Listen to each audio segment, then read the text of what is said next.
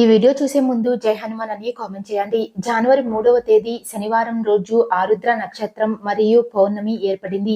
ఇలాంటి రోజు మళ్ళీ రమ్మన్నా రాదు. పుష్యమాసంలో వచ్చే ఆరుద్ర నక్షత్రం చాలా విశేషమైనది. జ్యోతిష శాస్త్రం ప్రకారం ఆరుద్ర నక్షత్రం శివుడికి అత్యంత ప్రీతికరమైన నక్షత్రం. పురాణాల ప్రకారం ఈ ఆరుద్ర నక్షత్రంలోనే ఆ పరమేశ్వరుడు జన్మించాడు. కాబట్టి ఇది శివుడి నక్షత్రంగా చెప్పబడింది. జనవరి 3 శనివారం రోజు ఆరుద్ర నక్షత్రం ఏర్పడింది. శనివారంతో కలిసి వచ్చే ఆరుద్ర నక్షత్రం చాలా శక్తివంతమైనది. కాబట్టి ఈ పవిత్రమైన ఆరుద్ర నక్షత్రం సమయంలో శివుడిని పూజిస్తే కోటి జన్మల పుణ్య ఫలితం లభిస్తుంది. కార్తీక మాసంలో చేసే పూజల కన్నా ఈ ఆరుద్ర నక్షత్రంలో చేసే శివ పూజలకే 1000 రెట్లు ఎక్కువగా పుణ్యం లభిస్తుంది. కాబట్టి ఈ ఆరుద్ర నక్షత్రం రోజున శివుడిని ఎలా పూజించాలి, పాటించాల్సిన నియమాలు ఏమిటో ఈ వీడియోలో తెలుసుకుందాం. వీడియోని స్కిప్ చేయకుండా చూడండి. జనవరి 3 శనివారం రోజున పరమేశ్వరుని జన్మ నక్షత్రమైన ఆరుద్ర నక్షత్రం ఏర్పడింది. కాబట్టి ఈ రోజున పరమేశ్వరుడిని పూజిస్తే సమస్త దోషాలు తొలగిపోయి అష్టైశ్వర్యాలు కలుగుతాయని నమ్మకం. కాబట్టి ఈ శక్తివంతమైన శనివారం రోజున ప్రతి ఒక్కరూ ఖచ్చితంగా శివుడిని పూజించండి. శివుని అనుగ్రహం ఖచ్చితంగా లభిస్తుంది. స్త్రీలు ఉదయాన్నే నిద్రలేచి తలస్నానం చేసి ఇంట్లో పసుపు నీళ్లు చల్లుకొని ఇంట్లో శివ పూజను ప్రారంభించాలి. ముందుగా శివపార్వతుల పటాన్ని శుభ్రం చేసుకుని శివుడికి గంధం బొట్లు పెట్టి పసుపు రంగు పూలతో శివుడి పటాన్ని అలంకరించండి. పసుపు రంగు పూలతో శివుడిని పూజిస్తే విశేషమైన పుణ్య ఫలితం లభిస్తుంది. ఈ రోజున ఇంట్లో పూజ చేసేవారు 8 రకాల పుష్పాలతో శివుడిని పూజిస్తే ఖచ్చితంగా కైలాస ప్రాప్తి కలుగుతుంది. ముఖ్యంగా జిల్లేడు పూలతో శివుడిని పూజిస్తే బంగారాన్ని దానం చేసినంత పుణ్యం ప్రాప్తిస్తుంది.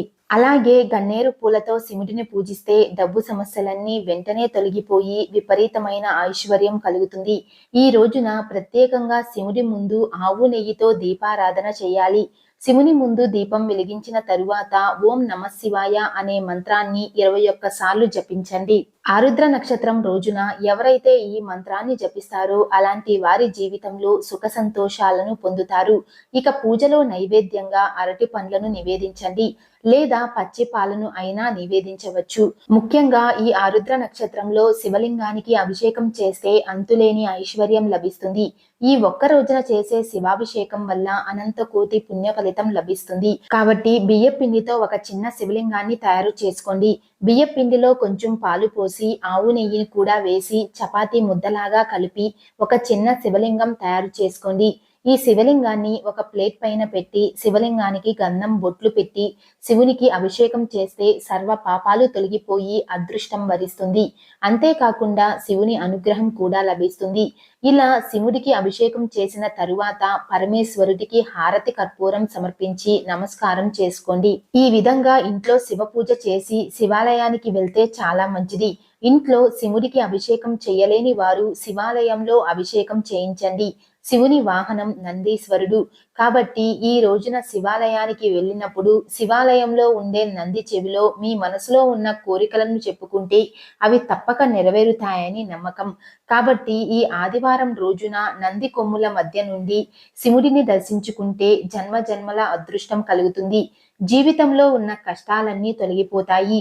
ఈ ఆరుద్ర నక్షత్రం రోజున విభూదిని ధరిస్తే చాలా మంచిది. ఆ పరమేశ్వరుని ఆశీర్వాదం ఖచ్చితంగా లభిస్తుంది. ఆరుద్ర నక్షత్రంలో చేసే అభిషేకాలకు కోటి రెట్ల పుణ్య ఫలితం లభిస్తుంది.